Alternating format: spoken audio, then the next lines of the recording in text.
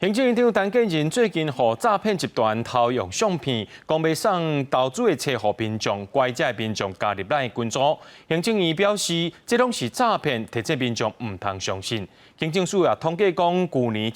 这款类型的诈骗，去年就6600多件。就学者伫咧讲，利用有名的人讲要投资，伫时间短短会当趁真济，才有可能讲这就是诈骗。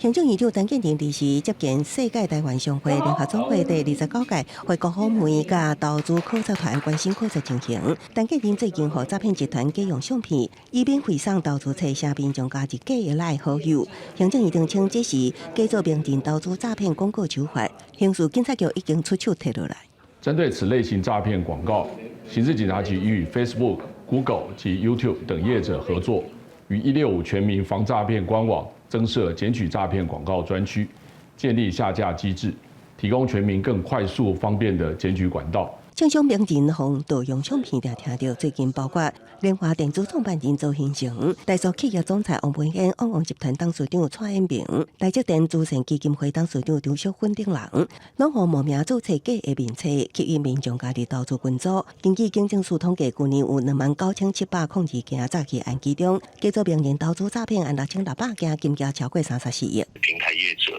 也许他们可以加强他们的这样的一个机制，比如说，可能他们要po一些相关的这样子的一个讯息或相关的部分的时候，可能需要做一些，过去国外都有一些实名制的认证嘛，你不能说随便爱po就po。学者分析，诈骗集团利用网络快速传播，加上名人名气，使民众哄骗，操作买卖股票骗钱。受骗的对象集中对退休警官少年族群。那安怎避免哄骗？学者提醒，看到名人推荐稳赚无赔，短期高获利，拢爱提高警觉。行政院打诈办公室表示，刑事警察局已经甲社群平台合作，正式检举专区，建立路基机制。记者综合报道。